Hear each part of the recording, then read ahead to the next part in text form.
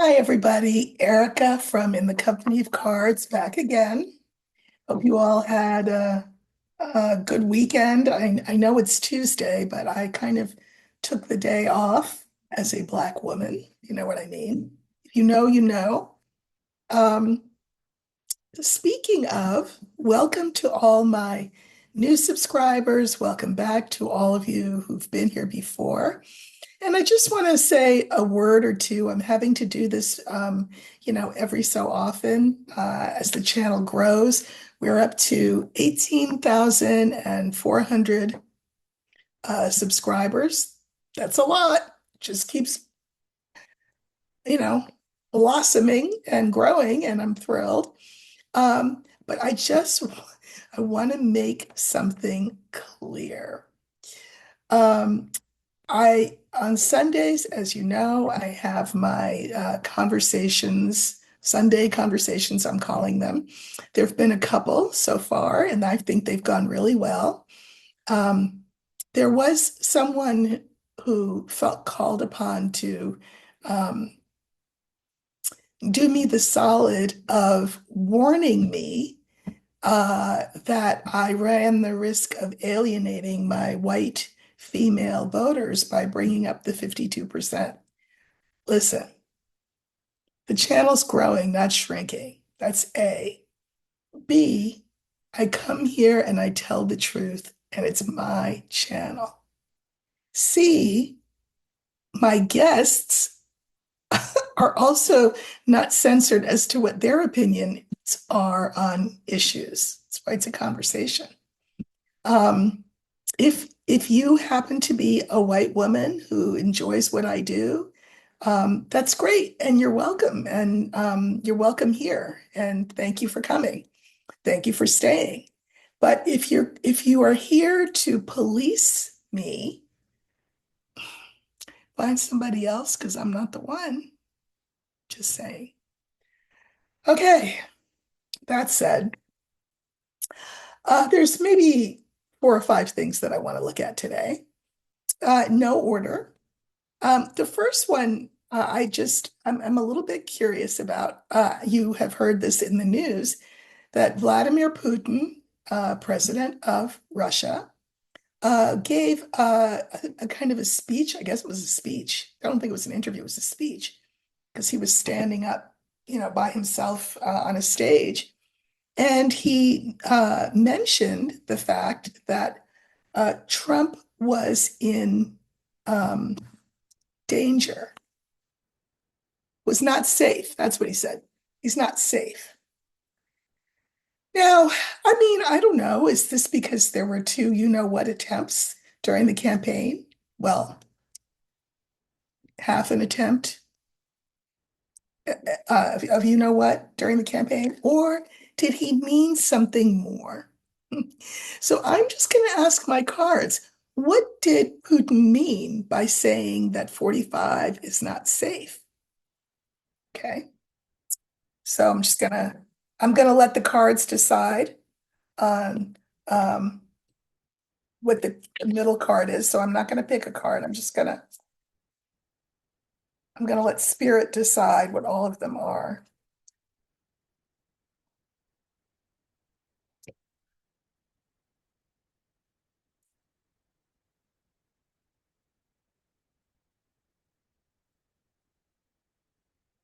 Okay. Clover, Tower, Snake, Mice, Star. Okay, let me just say. Clover is a great card. It's lucky, it's serendipitous, it's quick. Um, I think I think we want to focus on the quick part of it. It's a fast moving card. So it's Clover, Tower, Snake, Mice, Star. What message was Putin trying to convey when he suggested that 45 is not safe? Well, I think he's suggesting that 45 is, for all intents and purposes, a man alone, a man isolated, a man afraid, and with good reason, according to Putin. I can mirror this card with the fourth card, mice. He said this as an intimidation technique. Mice is about fear. You're on your own, you can't be protected, you're isolated, you don't know who's who around you, 45, so be afraid. That's the message I think he was trying to send. I can mirror clover with star, which is to say, when you least expect it, out of the blue, by surprise, that's clover. In the future, expect something. And what do we have in the center of the line? Trouble, trouble. So I'm not suggesting necessarily that he's plotting something himself, entertainment purposes only, YouTube. But I am suggesting that maybe he is. And I'm also suggesting that his intention was to plant fear in 45. Okay. You know, I was just curious. All right. Um, let's take a little trip somewhere else for the moment, shall we? Temporarily. And I want to look at South Korea. Now, I have to say, I've been twice to South Korea. Um, one of the things that I used to do in a sort of a previous life is talk to kids about how to get accepted to Ivy League colleges. And people saw my work, and I got invited to South Korea and to China. And I went to South Korea twice. I loved the people. I love the food. Food's amazing, very fresh, really good. They've got a lot of things over there that we don't have here, certain vegetables and fruits and things that you would never see here. It's just amazing. And I spent my 60th birthday, as a matter of fact, in South Korea. Um, but South Korea is going through a little something something right now, as is, of course, the rest of the world. And they have a president, Yoon Suk Yeol, who I'll call him Yoon, because I mean I don't know. And he is a conservative, representing a conservative party. And there's been a lot of allegations of corruption in his government, also some nefarious dealings on the part of his wife, bribe taking has been alleged, etc. And he has gone out of his way to shut down protests and shut down investigations. That's more to the point. Shut down investigations. But, speaking of protests, there have been protests against his administration. And so yesterday he declared martial law. And, I think it's important to me just because I love South Korea and the people, but also because, could it be a harbinger of things to come for us at some point down the line? Um, and so martial law was declared. And one of the things, of course, that martial law means is that any sign of dissension is crushed, both in terms of people physically demonstrating, but also in terms of what the press can write, what it's allowed to broadcast and not allowed to broadcast, et cetera. Well, as a result of this declaration of martial law, there was a huge reaction. There was a reaction on the part of everyday people who went to the parliament to protest this. And there was a protest in the parliament. The parliament voted down Yoon's martial law declaration. Now, the thing about that is that, he declares martial law. The parliament can say, yeah, nah, we're not doing that. But that doesn't mean that martial law ends. he has to rescind his order. So there were some tense hours, but apparently he has agreed to rescind the order for martial law's institution. So he's agreed to take it down. I don't know if he's actually done it, but he says he will. And so I just want to know, hmm, I mean, that's the sort of the nutshell version of what's going on there. I'm going to ask, is this a harbinger of what is to come worldwide? I mean, I know there are issues going on in France. Uh, their president is apparently not very popular, and I can look at that another time. But, you know, we are revisiting, astrologically speaking, the energy of the American Revolution as well as the French Revolution. Internationally, we are revisiting that planetary placement. So I'm going to ask, what does the president's attempt at declaring martial law and the people's uh, response to that and the parliament's response to that, what message does that send for the US? Might be too nebulous a question, but maybe not. And so I'm just going to let the cards decide altogether what the message is. I'm not going to pull a significator.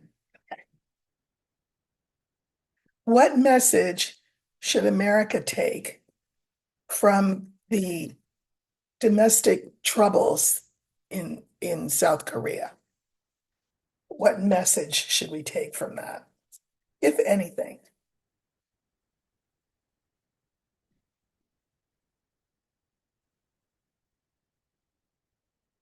Okay.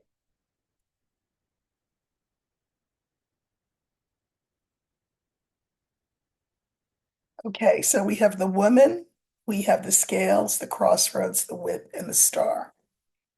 So that you can see them upright, we have the woman, we have the scales, we have the crossroads, the whip, and the star. Interesting. Um, Here's what I'm going to suggest. This is yin energy, mature yin energy. And so it seems as though the advice is 45, slow your roll, stop, look, and listen before you rush headlong. Of course, this advice is a little too late for him. Um, Weigh things, take the temperature of people, places, and things before you rush into anything.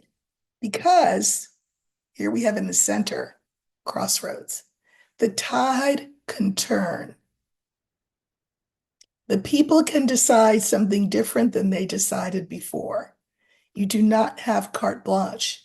And if you think you have carte blanche, there's going to be a consequence. And this is the card for dissension, arguments, fighting uh, in the future.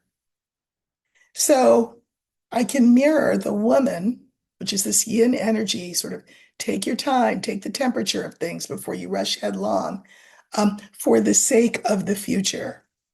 Because if you are not judicious about what you do, and we've seen some of his injudicious conduct in terms of some of these proposed nominees for positions in government, if you're not careful, if you're not judicious, if you don't weigh things, it will not meet a good end. Your administration will not meet a good end. I mean, ask Putin. Okay, so that's the second one. Um, I think this is just, what's going on in South Korea is just the latest in a series of worldwide um, rejections of um, right-wing hardline policies by governments that are corrupt. Now, that said, 45 did just get voted in. However, that vote happened. And I'm not here to argue with people about, how much of it was stolen, and how much of it was people staying home, and how much of it was people voting a different way than they said they were going to vote. I'm not here to argue that. I'm just reading cards. But I'm saying that the consequence is that he was elected, and there will be consequences from that. And I think they will come from unexpected quarters. If we're talking about this revolutionary, sort of uprising energy that's happening across the world, and if we can hearken back as we can, apparently astrologically, to um, the American and the French revolutions, that's people rising up. So, while we're on the subject of corruption, let's look at the nomination of Kash Patel. Kash Patel has been nominated to replace um, Chris Wray. Chris Wray was a corporate lawyer whom 45 had appointed as head of the FBI. 45 is quite displeased by Chris Wray's refusal to be a yes man for him. And so he wants to fire Chris Wray. Now, as a rule, the FBI position is a 10-year appointment, which means that in order for Chris Wray to be replaced, he's either got to resign or he's got to be fired. I am sure that 45 would have no compunction about firing him. So that's one issue. The next issue is Kash Patel. You can read about him, but I will just say that he is all about dismantling and destruction of societal norms as we know them and societal institutions like the FBI. And we know that he is quite dear to 45's heart because he is a big proponent of revenge politics and using the mechanics of government in service of revenge, 45's revenge against people who have wronged him. So he is, of course, a very controversial nominee. Um, uh, but let's look. How will the nomination of Kash Patel be received?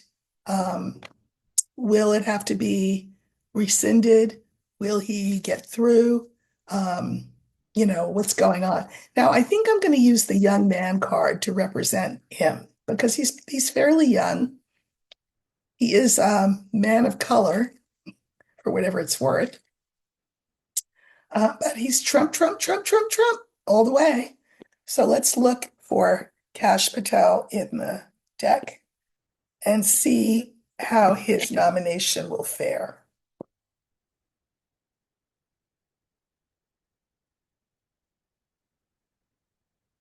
Remember, we're looking for the young man uh, that card will serve as Kash Patel. Hate to do that to my card, but okay. So this serves as Kash Patel.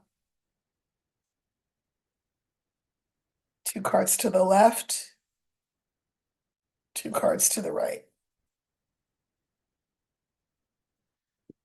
Okay, we have the book, the whip, Patel, heart, and bouquet.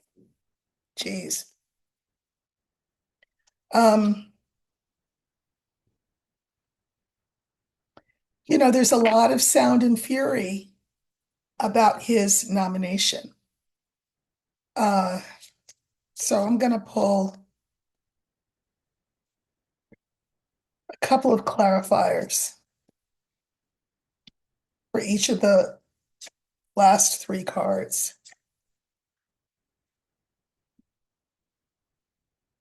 So the original cards are the book, the whip, Patel, the heart, and the bouquet. Don't love those cards. Uh, there are, there's a lot we don't know about him. I mean, we know he's Trump, Trump, Trump all the way. We know that he is about revenge politics.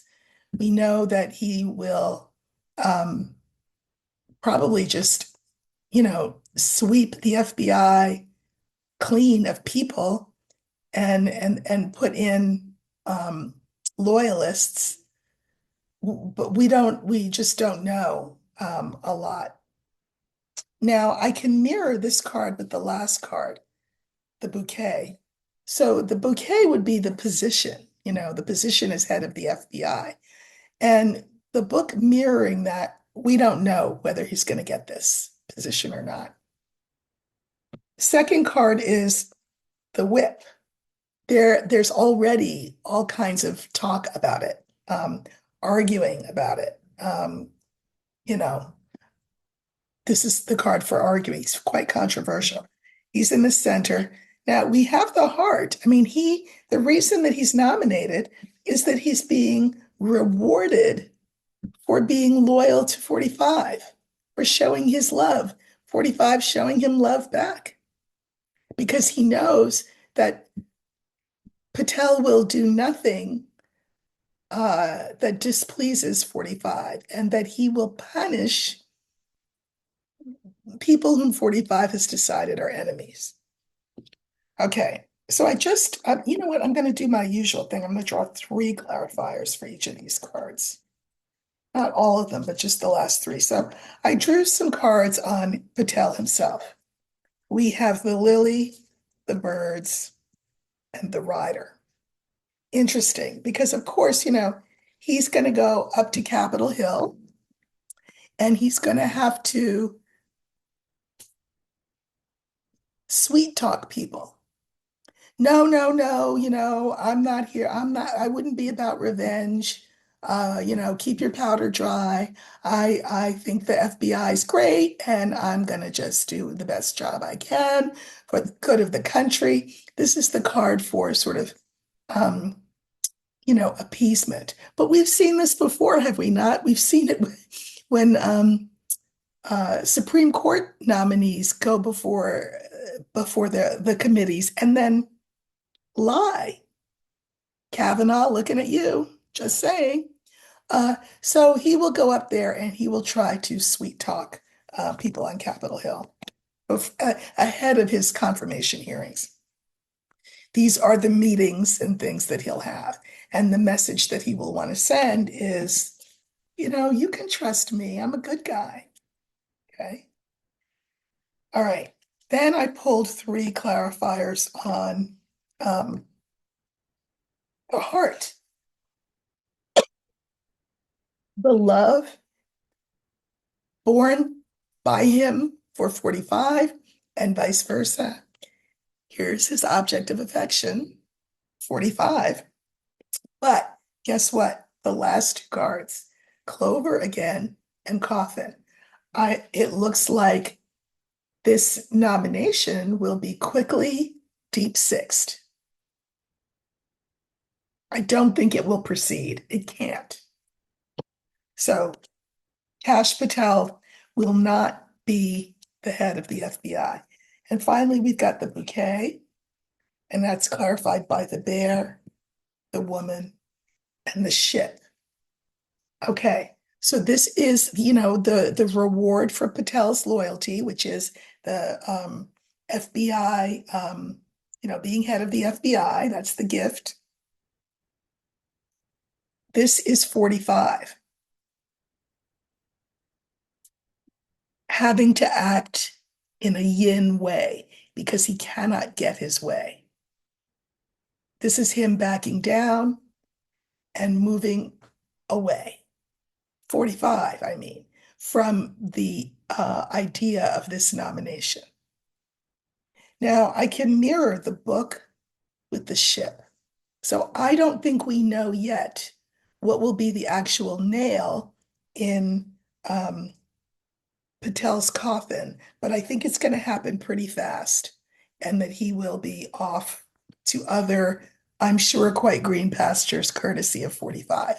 But he will not be the head of the FBI. Nice try, but not going to happen. Okay. Um,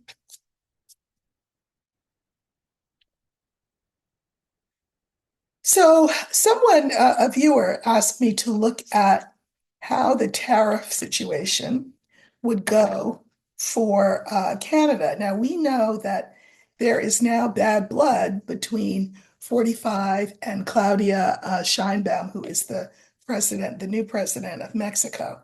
You know, it's very much a he said, she said. Uh, I am sure 45 in their conversation, I'm sure he tried to sweet talk her and then turn around to the cameras and said, "Yeah, I twisted her arm, and they're going to do right by us and totally get rid of illegal immigration." And I gave her what for. Well, that's probably not exactly what happened at all. And in fact, Claudia Scheinbaum said, "Yeah, that's not what happened at all. And you know what? You come from me, I got something for you." That's basically what she said. Now, you know what that means.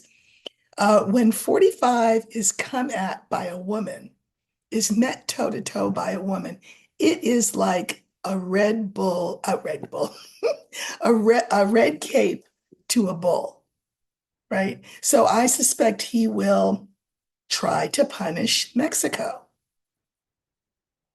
Conversely, you have our neighbors to the north, whose prime minister is Justin Trudeau, probably for a minute longer, because he's also in some political hot water himself, very unpopular.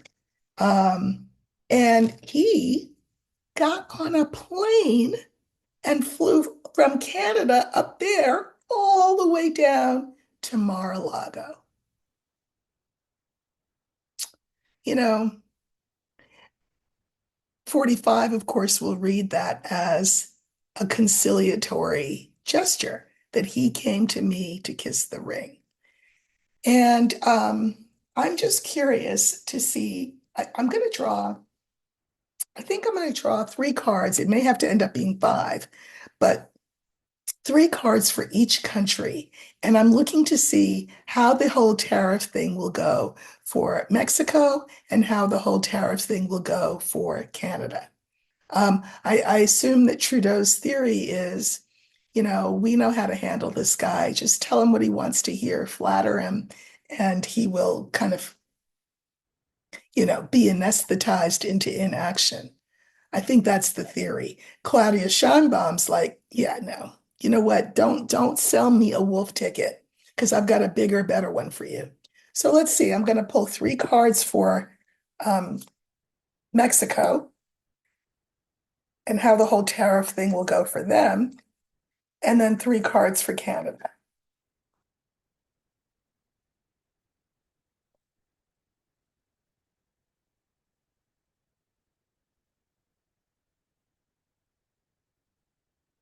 Well, isn't this interesting?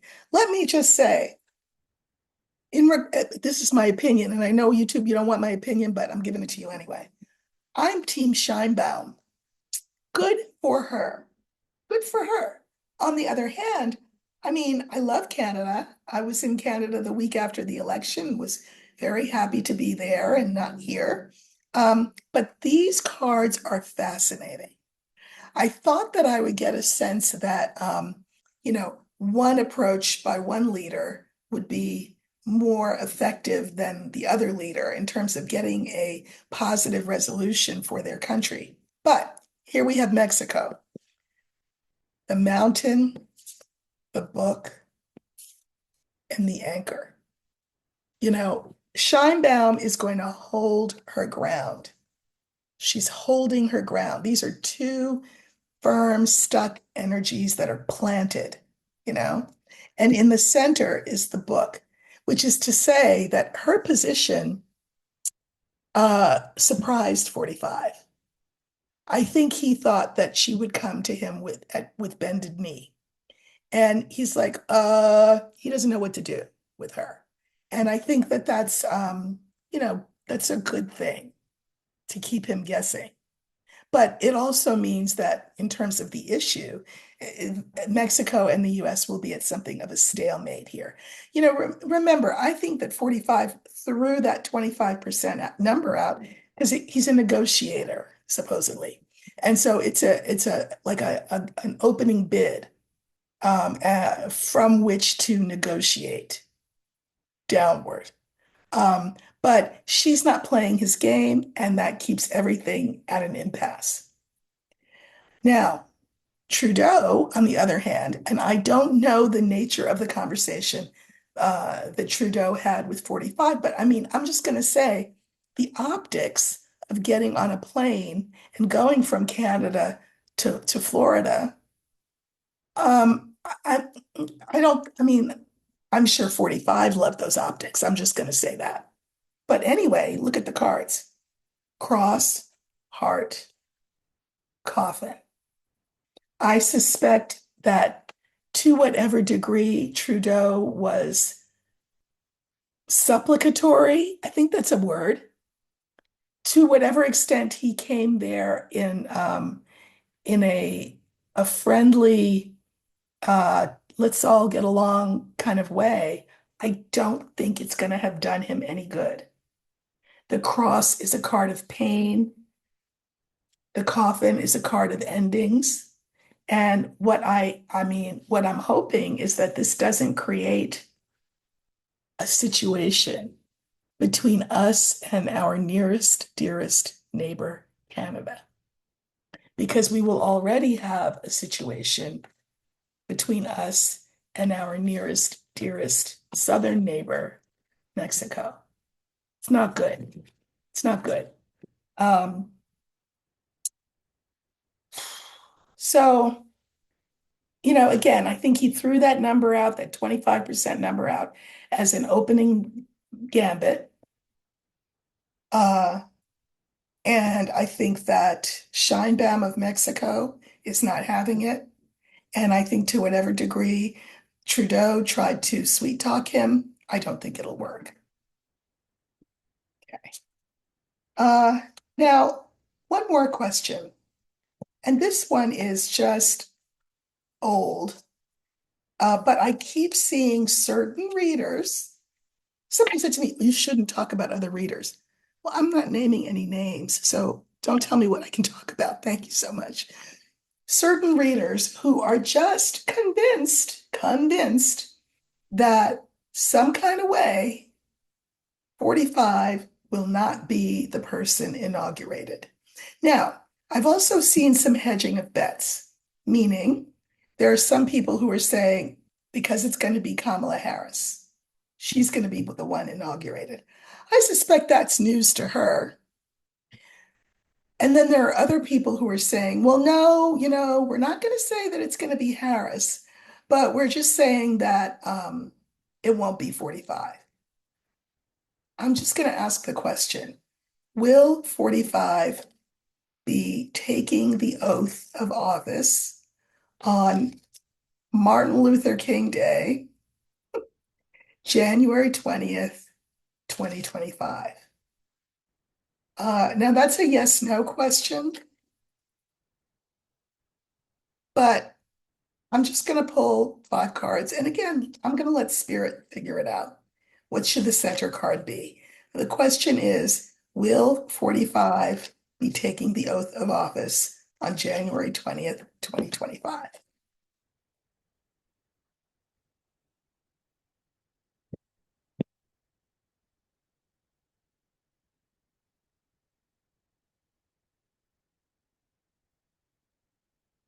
I'm going to pull 3, and then if I need more, I'll pull more. Oh, sorry, let me turn them over. Well, that's pretty interesting. The cross, the ring, and the anchor. There is a tradition in Lenormand, which says that when you get the cross at the beginning of a line, doesn't matter if it's a line of 5, line of 7, line of 3, but when you get a cross in the beginning of the line, that the question itself is a non-starter. I didn't expect that. So I'm going to bow to that convention and just leave that question alone. Um, I know he's not well. We've all seen that he's not well. Um, I think it's both physical and mental. I know that they're just wanting to get him over the finish line of the 20th, and then what they do with him after that, aka whether they 25th Amendment him, which is to say, decide that he's incompetent to serve as president, that's another story. But I just feel like I'm respectful enough of the system that I read to take heed when that first card is the cross.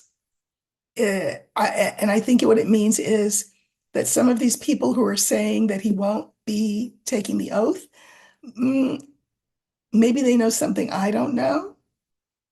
I think that the energy continues to be super fluid on this issue. I mean, I didn't think that I was going to see that, but that's what I see.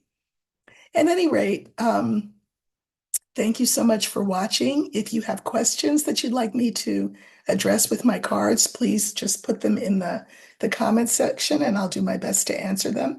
And please like, share, subscribe if this is the place for you. If it's not, as I always say, go with my blessing and have a wonderful life. No harm, no foul. But if you're inclined to tell me how to do my work here, hmm, this maybe not the place for you. For the rest of you, thrilled to have you, delighted to have you, and look forward to being with you again soon. Take care.